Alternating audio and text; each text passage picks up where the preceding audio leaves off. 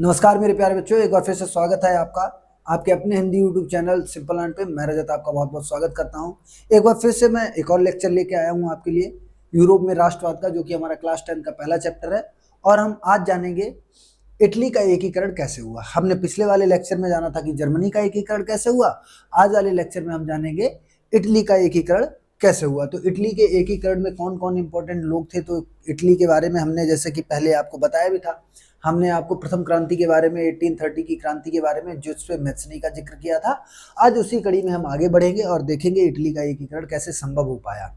तो इटली के एकीकरण से पहले थोड़ा हमको इटली के 19वीं सदी के मध्य में इटली का क्या स्ट्रक्चर था उसको बारे में जानना पड़ेगा।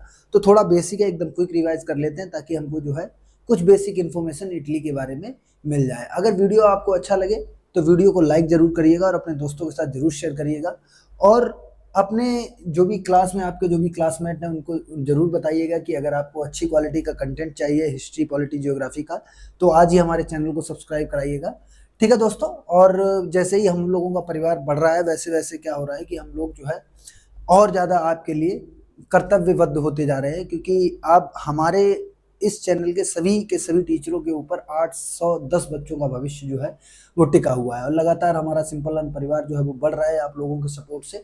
ऐसा ही सपोर्ट आप लोग बनाए रहें ताकि हम लोगों को मोटिवेशन मिलता रहे और हम और भी अच्छा कंटेंट आपके लिए लेके आते रहें।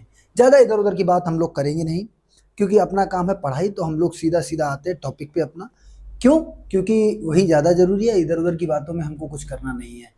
चलिए देखिएगा, यूरोप में राष्ट्रवाद की कड़ी में हम एक और सीरीज आगे बढ़ते हैं, एक कदम और आगे बढ़ाते हैं। आज वाले वीडियो में हम इटली के एकीकरण की प्रक्रिया के बारे में जानेंगे। तो इटली का बेसिक स्ट्रक्चर देख लेते हैं कि भाई इटली का सामान्य परिचय कब कब की बात की जा रही है। मध्य 1800 से लेके 1900 के मध्य, 1800 से लेके 1900 के मध्य में इटली क्या स्ट्रक्चर क्या था।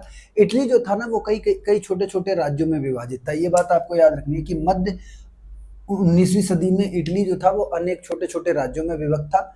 इटली कितने 19वीं सदी में जो है ना इटली आपका कितने राज्यों में बटा हुआ था? 7 राज्यों में बटा हुआ था, जिसमें सार्डिनिया पिडमांट, कौन कौन सा? सार्डिनिया पिडमांट, ये किसके अधीन आता था? ये आता था साहब आपका इतालवी राजघराने के अधीन। ये बात आपको याद रखनी है। आपसे कोई पूछे कि बताइए सार्डिनिया पिडमांट कौन से राजघराने के अधीन आता था, तो आप क्या बताएंगे? इतालवी राजघराना। ठीक है। उसके बाद बात आती है कि उत्तरी ऑस्ट्रियाई जो क्षेत्र था वो किसके अधीन आता था? हैब्सबर्ग शासन के अधीन आता था। किसके अधीन आता था? हैब्सबर्ग। तो सार्डिनिया पिडमांट पे किसका शासन था? इतालवी साम्राज्य का या इतालवी राजघराने का। और जो उत्तरी ऑस्ट्रियाई क्षेत्र था उस पर किसका शासन था? हैब्सबर्ग का। मध्य वाला जो क्षेत्र था उस पर किसका शासन था? पोप का। अब कई बार आपने पोप के बारे में सुना होगा। पोप क्या होता है? आप ये कह सकते हो कि पोप जो है ना, जो चर्च होते हैं उनका, जैसे ऐसे समझ लीजिएगा कि अगर आप हिंदू धर्म से, तो आपके धर्म का जो सबसे बड़ा गुरु होता है उसको हम लोग क्या बोलते हैं? शंकराचार्य। वैसे ही जो चर्च होते हैं ना, चर्च में जो सबसे टॉप का जो व्यक्ति होता है, चर्च में जो पूजा करने वाले लोग, जो फादर होते हैं, उनमें जो सबसे मतलब ईसाई धर्म का जो सबसे बड़ा गुरु होता है उसको हम लोग पोप बोलते हैं। तो पोप शासन के अधीन कौन सा क्षेत्र आ रहा था? मध्य क्षेत्र। और दक्षिण क्षेत्र जो स्पेन के आसपास था वो किसके अधीन था? बुर्बो शासन। बुर्बो शासन आप पहले ही पढ़ चुके हैं। बुर्बोई वंश का कौन था आपका? लुई 16, जो कहाँ का शासक था? फ्रांस का। अब देखेंगे इटली का एकीकरण हुआ तो हुआ कैसे।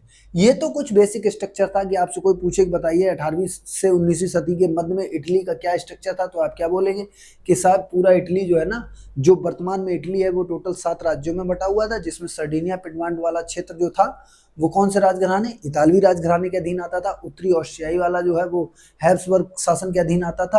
और मध्य क्षेत्र जो था वो पोप के अधीन आता था। और स्पेन और दक्षिणी क्षेत्र जो था वो बुर्बो शासन के अधीन आता था। ये कुछ स्ट्रक्चर था कहाँ का? इटली का। कब? 18वीं सदी के 19वीं सदी के मध्य में। अब देखिएगा इटली के एकीकरण की प्रक्रिया। इटली के एकीकरण की प्रक्रिया जो है वो जुज़्पे मैत्सनी के द्वारा शुरू की गई थी। हमने जब पहली क्रांति पढ़ी थी 1830 की, तो उसमें हमने आपको बताया भी था। तो यूरोप में पहली क्रांति 1830 में हुई, और कहाँ पे किसके द्वारा? जुज़्पे मैत्सनी के द्वारा। तो यही यहाँ पे हमने आपको बताया इटली के एकीकरण की प्रक्रिया कब शुरू होती है? 1830 में। 1830 में ये जो इटली की एकीकरण का प्रक्रिया होती है, इसको हम लोग क्या मानते हैं? प्रथम प्रयास मानते हैं। किसका? इटली के एकीकरण का। तो आपसे कोई पूछे बताइए इटली के एकीकरण का प्रथम प्रयास किसको माना जाता है, कि या प्रथम प्रयास करने वाला व्यक्ति कौन था? तो इटली के एकीकरण का प्रथम प्रयास करने वाला व्यक्ति कौन था? जोसेफ मैसनी था। कौन था? जोसेफ मैसनी। जोसेफ मैसनी, जिसके लिए उसने क्या किया था? इटली के एकीकरण की प्रक्रिया को प्रारंभ करने के लिए उसने क्या किया था?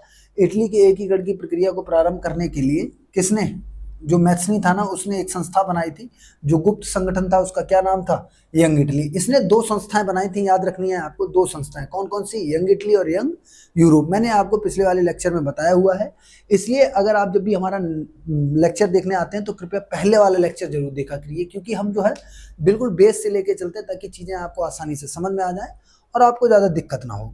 ठीक है, और ऐसे ही डिट्टो आपको जो है अपने नोट्स प्रिपेयर करने हैं और इसी तरीके से आपको जो है अपने शब्दों में इन सभी बातों को एग्जाम में लिखना है। अगर आपसे इटली के एकीकरण की प्रक्रिया पूछी जाए तो आप इसी प्रकार से उसको लिखेंगे। क्या होता है कि जब जोसेफ मैसनी यंग इटली और ये यंग यूरोप संस्थाएं बनाते हैं, गुप्त संगठन जिसमें पोलैंड वगैरह के युवा भाग लेते हैं, होता क्या है 1831 से लेकर 1848 तक जो मैसनी था उसने कई बार क्रांतिकारी विद्रोह किए, लेकिन इन विद्रोहों का क्या हुआ, ये विद्रोह जो है वो असफल रहे। और असफल होने के, भाई जब भी कोई चीज हम कोई काम करते हैं अगर वो सही नहीं होता है तो उसके कुछ क्या होते हैं, नुकसान भी होते हैं। तो इसके भी नुकसान हुए कि भाई 1831 से लेकर 1848 तक इसने कई विद्रोह किए और इन विद्रोहों के कारण क्या हुआ कि आपको राजनीतिक बिखराव देखने को मिलेगा इटली में। जब इटली में राजनीतिक बिखराव हो गया तो फिर यहीं से एक नया व्यक्ति एंटर करता है और उसका नाम होता है क्या? काबुर। क्या नाम होता है? काबुर। काबुर क्या काम करेगा कि इन्हें संगठित करने के लिए सर्डिनिया पिडमांट की संधि होती है और सर्डिनिया पिडमांट की संधि होने के बाद प्रधानमंत्री के रूप में कौन एंटर करता है? काबुर। और काबुर जो है फ्रांस के साथ संधि में नेतृत्व करता है। किसके साथ संधि में नेतृत्व करेगा? कि ये जो काबुर था ना, ये फ्रांस के साथ संधि में नेतृत्व करता है। सर्डिनिया पिडमांट और फ्रांस के बीच में संधि होती है और इटली की एकीकरण प्रक्रिया का यहीं से नेतृत्व कौन करेगा? काबुर। तो सबसे पहले प्रयास किसने किया था? आपको याद रखना है, जोसेफ मैसनी ने। और उसके बाद सफल किसने बनाया? काबुर ने। काबुर कहाँ का था? तो काबुर साहब सर्डिनिया पिडमांट का क्या था? प्रधानमंत्री था। अब इटली के एकीकरण की प्रक्रिया का जब ये नेतृत्व करता है तो इसके नेतृत्व में क्या होता है? 1859 में सर्डिनिया और पिडमांट ने ऑस्ट्रिया को क्या किया? गैरीवाल्डी के नेतृत्व में पराजित किया था। ये बात आपको याद रखनी है कि सर्डिनिया पिडमांट और ऑस्ट्रिया का युद्ध कब होता है? 1859 में। और कौन इसको सपोर्ट करता है? गैरीवाल्डी। सब ये गैरीवाल्डी कौन था? गैरीवाल्डी एक कुशल क्या था? सैनिक था, बहुत अच्छा सैनिक था और ये अपने सैनिकों को इतनी तरीके से मोटिवेट करता था कि सैनिक इसके नेतृत्व में कहीं पर भी किला जीत लेते थे, कहीं पर भी किसी भी युद्ध में जाएंगे और उस युद्ध को जीत के आते थे। तो इस सर्डिनिया पिडमांट की ओर से सैनिक के रूप में कौन आता है? गैरीवाल्डी। और प्रधानमंत्री के रूप में कौन था? काबुर। और प्रथम प्रयास किसने किया था? मैथ्सनी ने। अगर मैथ्सनी ये काम नहीं करता तो काबुर जो है वो फ्रांस के साथ सर्डिनिया पिडमांट की संधि नहीं कराता और ना ही गैरीवाल्डी जो है वो ऑस्ट्रिया को युद्ध में पराजित करते। तो साहब गैरीवाल्डी, काबुर और मैथ्सनी, ये तीनों लोग मिलकर जो है इटली का एकीकरण कराते हैं। तो जब ये ऑस्ट्रिया के साथ युद्ध लड़ता है गैरीवाल्डी और जब युद्ध में इसको पराजित कर देता है, फिर उसके बाद 1859 में ऑस्ट्रिया को पराजित करता है और 1860 में क्या होता है, ये दक्षिणी इटली में प्रवेश करता है और साथ दो सिसिली, दो आइलैंड होते हैं किसके? इटली के, जो वर्तमान में सिसिली द्वीप और लिपारी द्वीप है, इन दो सिसिलियों में ये प्रवेश करता है और वहां के जो किसान होते हैं वो गैरीवाल्डी की सेना को क्या करते हैं? सपोर्ट करते हैं। तो गैरीवाल्डी की सेना का सपोर्ट कौन करेंगे? सिसिलियों के किसान। और किसानों के समर्थन से, देखो किसानों के समर्थन से स्पेन को भी पराजित कर देता है कौन? गैरीवाल्डी। तो ये बात याद रखनी है, गैरीवाल्डी ने किसको किसको पराजित किया? गैरीवाल्डी ने साहब ऑस्ट्रिया को पराजित किया, गैरीवाल्डी ने साहब स्पेन को पराजित किया। और जब ये स्पेन को पराजित कर देता है, ऑस्ट्रिया को पराजित कर देता है, तो उसके बाद जो काबुर था ना आपका, काबुर कहाँ का प्रधानमंत्री? कहाँ का प्रधानमंत्री था? काबुर जो था वो आपका सर्डिनिया और पिडमांट का प्रधानमंत्री था। तो अब ये क्या करता है, जैसे ही ये स्पेन को पराजित करेगा तो इमैनुअल द्वितीय को ये क्या करेगा? कौन? काबुर जो है वो इमैनुअल द्वितीय को क्या कर देता है? इटली का क्या घोषित कर देगा? सम्राट घोषित कर देगा। हमने क्या कहा था जब भी जर्मनी का एकीकरण देखा था हमने, तो जर्मनी के एकीकरण में हमने क्या देखा था कि साहब जो बिस्मार्क था ना, उसने किस एक शासक को क्या कर दिया? पूरे जर्मनी का सम्राट घोषित किया था। उसी तरीके से इटली में भी साहब किसके द्वारा? काबुर के द्वारा इमैनुअल द्वितीय को क्या घोषित कर दिया जाता है? इटली का सम्राट घोषित किया जाता है। और इस प्रकार से 1870 में कहाँ का एकीकरण संपन्न होता है? इटली का। अच्छा, जो ये इटली का एकीकरण की जो ये प्रक्रिया थी, ये कोई ऐसे नहीं कि एकदम से हो गई थी, नहीं, इसके अलग अलग 5 अलग अलग इसको भागों में बांटा जाता है। इसलिए जब भी आपसे कोई पूछे कि बताइए इटली का एकीकरण कितने चरणों में संपन्न हुआ, तो आप बताएंगे 5 चरणों में। कितने चरणों में संपन्न हुआ था? 5। 5 चरणों में यही प्रक्रियाएं हुई थी जो मैंने इटली के एकीकरण की प्रक्रिया बताई आपको। मैंने क्या बताया कि साहब इटली के एकीकरण का प्रथम प्रयास किसके द्वारा किया गया था, जोसेफ मैस्नी के द्वारा। कब किया गया, 1830 में। 1830 से लेकर 1848 तक इसने कई क्रांतिकारी विद्रोह किए, लेकिन सबके सब क्या रहे, असफल रहे। असफल होने के कारण हमने इटली में क्या देखा, राजनीतिक बिखराव देखा।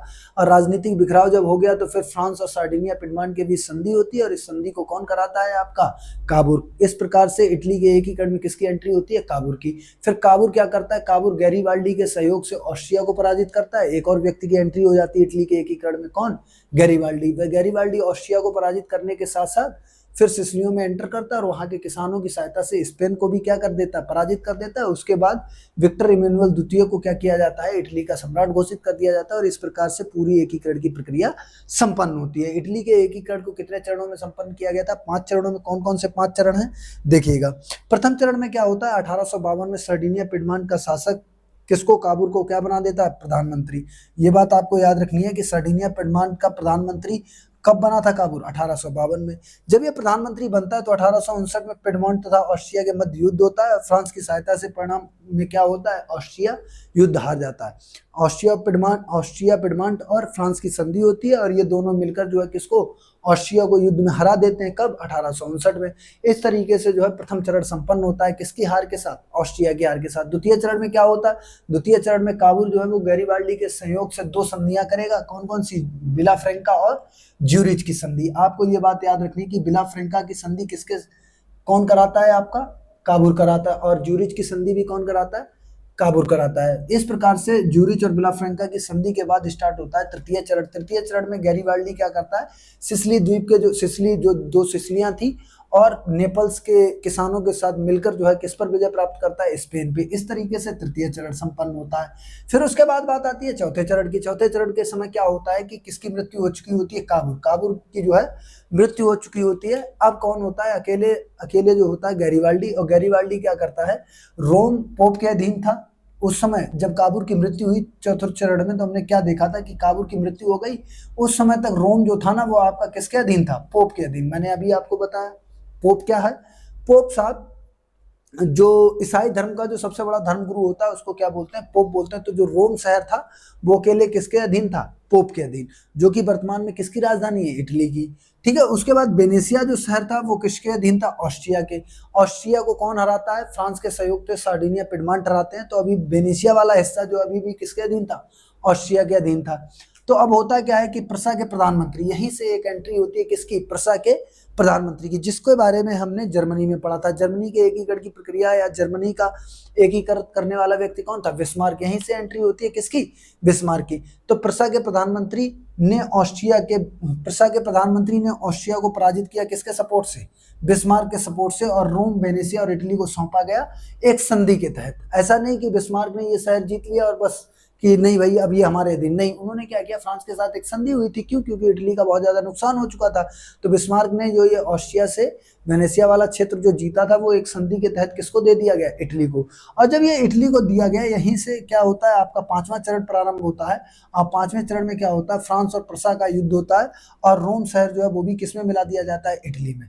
फ्रांस और प्रसा का युद्ध होता है, और युद्ध के बाद जो है इटली, जो रोम शहर था जो पोप के अधीन था, वो भी किसको दे दिया जाता है, इटली को। इस तरीके से वेनेशिया भी इटली के पास पहुंच जाता है, सिसिली भी इटली के पास पहुंच जाते हैं, उत्तरी ऑस्ट्रियाई क्षेत्र भी इटली के पास पहुंच जाता है, सार्डिनिया पिडमांट तो था ही। तो उसी में ये सब क्या होते हैं, मिक्स होते चले जाते हैं, और सार्डिनिया पिडमांट जो है वो आगे चल के क्या बन जाता है, इटली बन जाता है। और इटली का शासक कौन बनता है, आपका इमैनुअल प्रथम जो है वो, सॉरी, इमैनुअल द्वितीय जो थे वो पूरे के पूरे इटली के क्या बनते हैं, सम्राट बनते हैं। और इस प्रकार से जो है इटली के एकीकरण की प्रक्रिया संपन्न होती है। ठीक है। अब आपसे कोई पूछे, जैसे कई बार आता है कि भाई क्वेश्चन कैसे बनेगा, क्वेश्चन में आपसे यही पूछा जाएगा, बताइए प्रसा का प्रधानमंत्री कौन था। तो आपको याद है, मैंने आपको बताया था प्रसा का प्रधानमंत्री कौन है, बिस्मार्क। उसके बाद अगर आपसे पूछा जाए सार्डिनिया पिडमांट का प्रधानमंत्री कौन था, काबूर। आपसे पूछा जाए बताइए प्रथम क्रांति कब हुई, 1830 में। प्रयास किसने किया था, जोसेफ मैस्नी ने। जोसेफ मैस्नी ने किसको एकीकृत करने की प्रक्रिया का ऐलान किया था, कौन से देश को एकीकृत करने की प्रयास किया था, तो आप क्या बताएंगे, इटली। उसके बाद कि भाई 19वीं सदी के मध्य में इटली कितने राज्यों में विभाजित था, तो आप क्या बताएंगे, 7। उम्मीद है चीजें आपको समझ में आई होंगी। एक बार स्क्रीनशॉट ले लीजिएगा, क्योंकि ये जो टॉपिक है बहुत इंपॉर्टेंट टॉपिक है। आपका ये ना समझ में आया तो वीडियो को रिमाइंड कर कर कर देखिएगा, क्योंकि जर्मनी का एकीकरण और इटली के एकीकरण से सीधा सीधा क्वेश्चन आता है 4 नंबर में, और यही कुछ ज्यादा नहीं, यही सारी प्रक्रिया है जो मैंने आपको बड़े ही आसान शब्दों में बताई है। इसके प्रॉपर नोट्स बना लीजिएगा ताकि आपको जो है किसी भी प्रकार की कोई समस्या ना हो। और वीडियो अगर अच्छा लगा हो तो वीडियो को लाइक जरूर करिएगा, अपने दोस्तों के साथ शेयर करिएगा, और ऐसे ही अन्य वीडियो आप तक पहुंचते रहें और आपको पता चलता रहे, इसके लिए घंटी वाला निशान जो है वो उसको ऑन कर लीजिएगा। मिलते हैं आपसे एक और नई वीडियो के साथ। जय हिंद, जय भारत।